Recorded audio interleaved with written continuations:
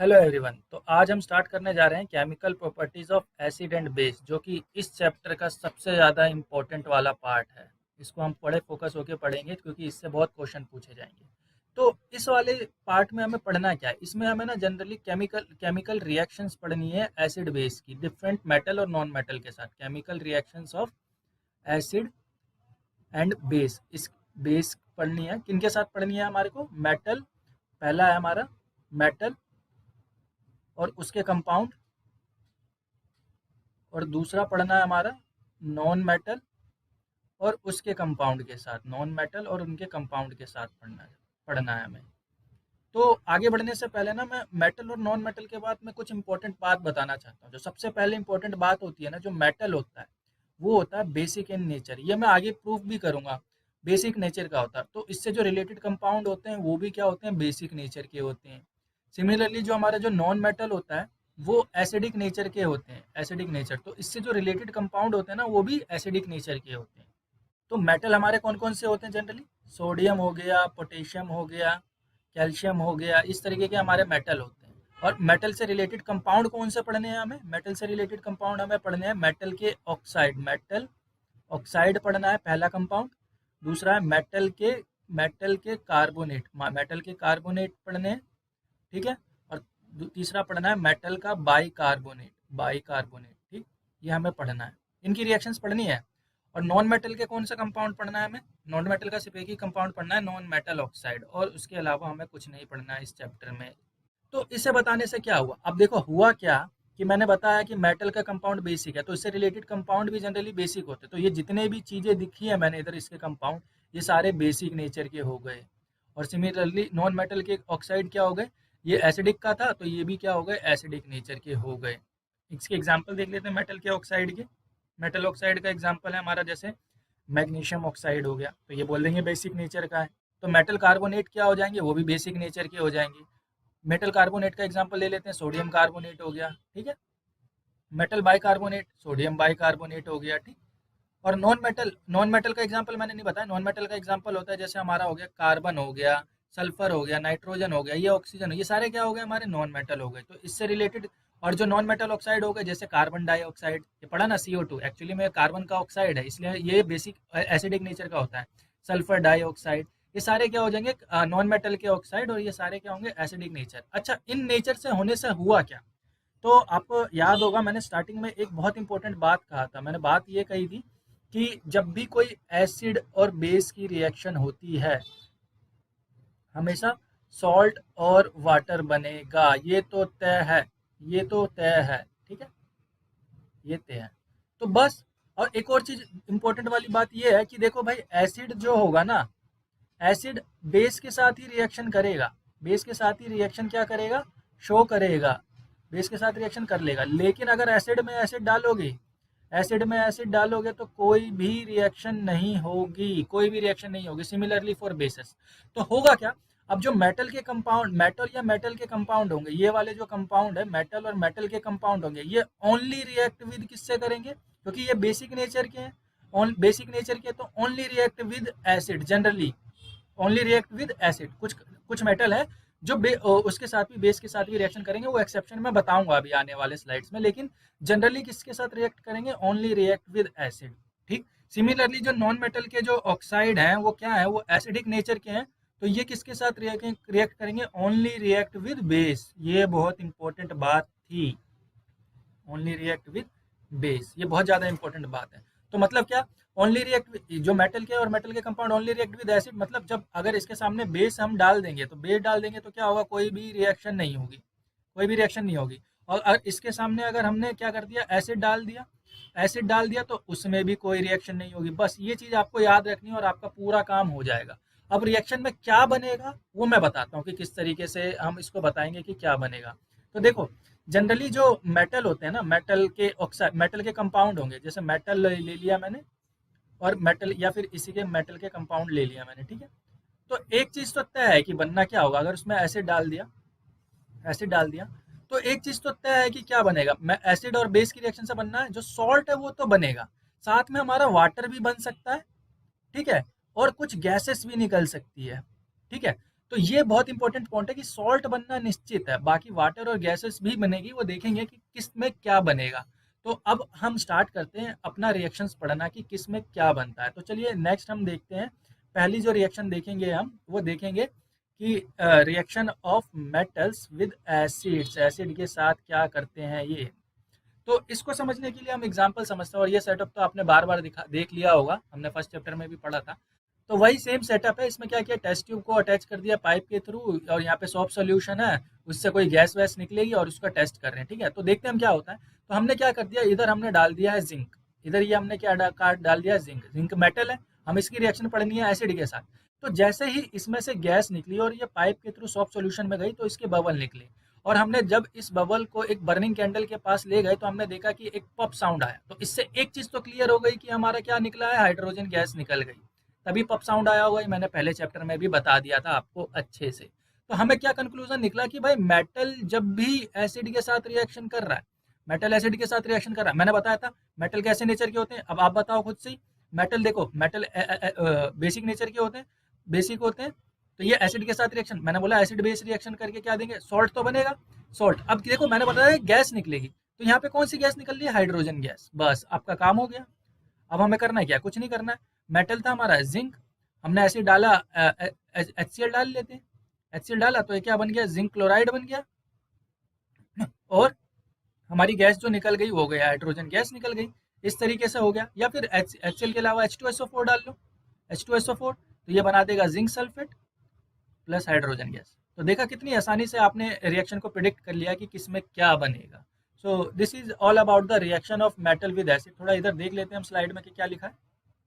तो स्लाइड में क्या है, एसिड और जो मेटल है वो रिएक्शन करके सॉल्ट और हाइड्रोजन गैस बनाएगा, ये सबसे इंपॉर्टेंट बात है। एग्जांपल है, HCl को जब हमने जिंक में डाला तो जिंक क्लोराइड और हाइड्रोजन गैस निकलेगा। अब मुझे ये सोच के बताओ, क्या मेटल बेस के साथ रिएक्शन करेंगे, क्या मेटल बेस के साथ, मेटल बेस के साथ रिएक्शन करेंगे? तो आंसर होगा नहीं करेंगे, बिल्कुल नहीं करेंगे, बिल्कुल नहीं करेंगे, नहीं करेंगे। तो मैंने ये तो फिर यहाँ पे इस स्लाइड में क्या दिखा दिया, बकवास सी चीज की, बेस ने मेटल के साथ रिएक्शन किया और हाइड्रोजन गैस निकाल दिया। देखो ये बात तो सच है कि जनरली जो मेटल होते हैं वो बेस के साथ रिएक्शन नहीं करते, लेकिन कुछ मेटल्स ऐसे भी होते हैं जो बेस के साथ रिएक्शन करते हैं, और वो स्पेशल मेटल होते हैं जिनका नाम होता है एम्फोटेरिक मेटल। एम्फोटेरिक, ये 11th क्लास में अच्छे से पढ़ोगे आप। एम्फोटेरिक मेटल्स ये क्या करते हैं, कौन कौन से होते हैं, पहले नाम लिख देता हूँ मैं इनमें कौन कौन से होते हैं। जिंक होता है, Sb होता है, एल्युमिनियम होता है, लेड होता है। ठीक है, ये जनरली कुछ मेटल्स होते हैं जो एम्फोटेरिक नेचर शो करते हैं। मतलब एम्फोटेरिक नेचर का मतलब क्या होता है, जो एसिड एंड बेस के साथ भी रिएक्शन कर जाते हैं। मतलब एसिड के साथ तो करेंगे ही करेंगे, बोलो भाई मेटल है तो एसिड के साथ तो करेगा ही करेगा, बेस के साथ भी कर सकते हैं। तो वो कौन सा होता है, जिंक। और देखो यहाँ पे हमने क्या लिया है, जिंक। अब जिंक में अगर हम बेस डालेंगे तो बेस जिंक या इसके कंपाउंड मेटल, एम्फोटेरिक मेटल या इसके कंपाउंड क्या होते हैं, बेस में घुल जाते हैं, अपना कंपाउंड बना लेते हैं। जैसे कि यहाँ पे जिंक था, अगर इसी में मैंने क्या डाल दिया, बेस डाल दिया, बेस डाल दिया तो इसमें भी हाइड्रोजन गैस निकलेगी ही निकलेगी। ठीक है, सॉल्ट बनेगा। अब ये क्या बना लेगा, सोडियम जिंकेट बना लेगा। ये याद रखना, पेपर में पूछता है कि ऐसा कौन सा मेटल है जो बेस के साथ रिएक्शन करके हाइड्रोजन गैस रिलीज करेगा। तो उसका आंसर है कि जिंक हमारा बेस के साथ रिएक्शन करके सोडियम जिंकेट बना लेता है। अच्छा, एक और होता है, अगर इसी में मैंने एल्युमिनियम डाल दिया तो एल्युमिनियम का भी एल्युमिनियम भी बेस के साथ रिएक्शन करेगा, करेगा, ये भी करेगा, क्योंकि ये एम्फोटेरिक मेटल है। तो बस थोड़े से आपको एम्फोटेरिक मेटल याद रख लेने और आपका काम हो जाएगा। और इसके अलावा कोई भी मेटल होगा वो बेस के साथ रिएक्शन करेगा ही नहीं। तो ये हमारी पहली रिएक्शन थी, reaction of metal with acid and bases. तो नेक्स्ट होगा, मेटल के कंपाउंड होंगे, जाहिर सी बात है। तो देख लेते हैं उसका, रिएक्शन ऑफ मेटल कार्बोनेट आ गया ना, उसका कंपाउंड आ गया, reaction of metal carbonate and metal by carbonate. तो अगेन आपको पता है ये भी बेसिक नेचर के होंगे, तो बनने वाला तो सॉल्ट तो पहले पक्का ही होगा। तो पहले ना एक सेटअप दे देते हैं, इसमें एक बहुत अच्छा टेस्ट भी आएगा। तो हमने ना दो टेस्ट ट्यूब लिए हैं। टेस्ट ट्यूब नंबर एक में हमने क्या डाला है कि हमने सोडियम कार्बोनेट ले लिया, ठीक है, और उसमें हम डाल रहे हैं डाइल्यूट HCl। ठीक है, ये कुछ डाइल्यूट HCl डाल रहे हैं और इसमें से कोई गैस निकल रही है, और उस गैस को हमने पास कर दिया है लाइम वाटर के साथ। ठीक है, लाइम वाटर के साथ। तो हमने ना कुछ अजीब सी ऑब्जर्वेशन देखी। अजीब सी ऑब्जर्वेशन क्या थी, पहले जो लाइम वाटर आपको पढ़ाया था मैंने, क्या था, कैल्शियम हाइड्रोक्साइड। ये था ना लाइम वाटर, फर्स्ट चैप्टर याद करो, यही था कैल्शियम हाइड्रोक्साइड। तो सबसे पहले देखो, हमारा सोडियम कार्बोनेट मेटल का कंपाउंड है, तो ये बेसिक नेचर का होगा। तो बेसिक नेचर करेगा तो पहले तो ये सॉल्ट बनाएगा, पहले तो सॉल्ट बना लिया, सोडियम क्लोराइड तो बन गया, ठीक है। वाटर भी बन गया एसिड बेस की रिएक्शन से। अब देखो इसमें कार्बन कार्बन था ना, तो उससे रिलेटेड ऑक्साइड बन गया, उसी के से रिलेटेड गैस बन गई, तो ये कार्बन डाइऑक्साइड गैस निकली। तो ये जो कार्बन डाइऑक्साइड गैस निकली, जब ये लाइम वाटर से पास हुआ तो हमने एक अजीब सी चीज देखी। ये जो लाइम वाटर था ये मिल्की कलर का हो गया। इस यहाँ पे देखो डायग्राम में दिखा रखा है, यहाँ पे ये क्या हो गया, मिल्की कलर का, जैसे इसमें CO2 गैस पास की, ठीक है। अब जैसे इसमें CO2 गैस पास की, ये मिल्की कलर का हो गया। अब थोड़ी देर बाद और अगर एक्सेस में हमने CO2 पास कर दिया तो ये फिर से कलरलेस हो गया, कलरलेस हो गया। तो एक्चुअली में हुआ क्या, और इसी को हम कहते हैं लाइम वाटर टेस्ट। देखो पहले मैं बता दूं, जो लाइम वाटर टेस्ट होता है ये हमें टेस्ट करने के लिए होता है CO2 गैस के लिए, कि अगर कोई भी CO2 गैस होती है ना तो वो लाइम वाटर टेस्ट देगा। हुआ क्या है रिएक्शन में, देखो क्या हुआ है कि जो हमारा लाइम वाटर था कैल्शियम हाइड्रोक्साइड था। याद करो जो फर्स्ट चैप्टर मैंने बताया था कि कैल्शियम हाइड्रोक्साइड में अगर हम कार्बन डाइऑक्साइड छोड़ देते तो कैल्शियम कार्बोनेट बना जाता है, जिसका यूज हम व्हाइट वॉशिंग में करते थे। तो वही चीज हुआ है एक्चुअली यहाँ पे भी। तो कैल्शियम हाइड्रोक्साइड था, उसने कार्बन डाइऑक्साइड के साथ रिएक्शन की और इसने बना दिया कैल्शियम कार्बोनेट, जो कि प्रेसिपिटेट मैंने बताया था वहां पे भी। यहाँ पे इसलिए उसका कलर क्या हो गया था, मिल्की कलर हो गया, ठीक। यहाँ तो हमें यहाँ पे मिल्की कलर किसके वजह से, मिल्की कलर किसके वजह से भाई, कैल्शियम कार्बोनेट के फॉर्मेशन के वजह से मिल्की कलर हो गया। अब क्या हुआ, अभी भी उसमें वाटर है और अभी भी गैस आ रही है, अभी भी क्या है उस रिएक्शन फ्लास्क में या फिर टेस्ट ट्यूब में वाटर है और कार्बन डाइऑक्साइड गैस है। तो उसने क्या किया, कार्बन डाइऑक्साइड और वाटर ने और कैल्शियम कार्बोनेट ने मिलकर एक अनदर कंपाउंड बना लिया, कैल्शियम बाइकार्बोनेट, जो कि पानी में क्या हो गया, सॉल्यूबल हो गया। जो कि जो पानी था जो उसमें आपने टेस्ट ट्यूब लिया था वो सॉल्यूबल हो गया किस, और वो सॉल्यूबल कंपाउंड का नाम क्या है, कैल्शियम बाइकार्बोनेट, ठीक है, कैल्शियम बाइकार्बोनेट, जिसके वजह से क्या हो गया, वो सॉल्यूबल हो गया और मिल्कीनेस डिसअपियर हो गया। तो this is about the lime water test. तो इस एक्सपेरिमेंट से हमें क्या पता लगा, तो इस एक्सपेरिमेंट से हमें दो चीज पता लगी। अच्छा दूसरे टेस्ट ट्यूब में भी देख लेते हैं। दूसरे टेस्ट ट्यूब में भी हमने क्या लिया, सोडियम बाइकार्बोनेट लिया है। तो अगेन वही सॉल्ट बनेगा, कार्बन डाइऑक्साइड और वाटर। तो इस पूरी रिएक्शन से हमें दो चीजें सीखने को मिली कि जितने भी मेटल के कार्बोनेट होंगे और मेटल के बाइकार्बोनेट होंगे वो क्या करेंगे, एसिड के साथ रिएक्शन करके सॉल्ट, कार्बन डाइऑक्साइड और वाटर बनाएंगे। बिल्कुल सही बात है, ये बनाएंगे ही बनाएंगे। और देखो मैंने बताया था ना, ये क्या होते हैं, बेसिक नेचर, और उसमें तुमने फिर से बेस डाल दिया, तो रिएक्शन तो हुई ही नहीं, रिएक्शन हुई ही नहीं, no reaction, no reaction at all. तो कितना आसानी से आपने प्रिडिक्ट कर लिया कि हाँ किस में रिएक्शन होगी, किस में रिएक्शन नहीं होगी और इसमें क्या प्रोडक्ट बनेगा। सो this is all about the reaction of metal and metal bicarbonate with acid and base. और इसमें जो इंपॉर्टेंट पॉइंट था वो था लाइम वाटर टेस्ट, जिसका मैंने बता दिया। लाइम वाटर टेस्ट का यूज कार्बन डाइऑक्साइड गैस को डिटेक्ट करने के लिए किया जाता है, पेपर में पूछते हैं इसके बारे में। तो हम नेक्स्ट देख लेते हैं। जो हमारी जो नेक्स्ट रिएक्शन है वो नेक्स्ट रिएक्शन क्या है, आपस में ही रिएक्शन करवा देते हैं इनको, वो तो भर भर के करेगी, कूद कूद के रिएक्शन जाएगी एसिड और बेस की तो आपस में। तो ना इसको समझने के लिए ना थोड़ा, आपको पता है कि एसिड और बेस रिएक्शन करके सॉल्ट एंड वाटर बनाएंगे, लेकिन ना इसको थोड़ा और समझने की कोशिश करते हैं। एक इफेक्ट समझाने की कोशिश करता हूं मैं आपको। तो पहला हमने देखा था कि हमने क्या लिया है, एक कॉनिकल लिया है। उस कॉनिकल में हमने क्या कर दिया है, फिनोफ्थलीन बेस डाला है और उसमें थोड़ा सा फिनोफ्थलीन इंडिकेटर डाला है। तो आपको पता है कि फिनोफ्थलीन इंडिकेटर क्या करेगा, ये क्या कर देगा, सॉल्यूशन को बेस के लिए होता है पिंक कर देगा, ठीक, इसे पिंक कर दिया। तो इसी पिंक सॉल्यूशन में मैं क्या डाल रहा हूँ, HCl डाल रहा हूँ। तो होगा क्या, धीरे धीरे ना ये पिंक कलर डिसअपियर होने लगेगा। एक पॉइंट आ जाएगा जहाँ पे ये पूरा का पूरा डिसअपियर हो जाएगा और ये हो जाएगा कलरलेस सॉल्यूशन, कलरलेस सॉल्यूशन हो जाएगा। आपको पता है कि फिनोफ्थलीन जब खत्म हो जाएगा और वो जब एसिड के प्रेजेंस में आता है, सॉरी खत्म नहीं होगा, जब फिनोफ्थलीन एसिड के प्रेजेंस में आ जाएगा, जब सॉल्यूशन हमारा पूरा एसिडिक हो जाएगा तो वो क्या हो जाएगा, कलरलेस हो जाएगा। तो यहाँ पे जैसे पिंक कलर क्या हो गया हमारा, कलरलेस हो गया। तो आपने ऑब्जर्व क्या किया, ये हुआ तो कुछ नहीं, आपको समझ में आ गया। ऑब्जर्व ये हुआ, ऑब्जर्वेशन ये हुई कि जो एसिड और जो बेस है वो एक दूसरे के इफेक्ट को क्या करते हैं, कैंसल करते हैं, इफेक्ट को कैंसल करते हैं। एसिड बेस एक दूसरे के इफेक्ट को कैंसिल करते हैं। अगर वो पहले बेस था तो धीरे धीरे एसिड डालो, वो उसके इफेक्ट को कैंसिल करता रहेगा, फिर वो एसिड में कन्वर्ट हो जाएगा। अगर इसी सॉल्यूशन में, यही जो कलरलेस सॉल्यूशन, अगर आप इसमें फिर से NaOH डालने लगोगे, NaOH का सॉल्यूशन, तो फिर ये पिंक कलर में हो जाएगा।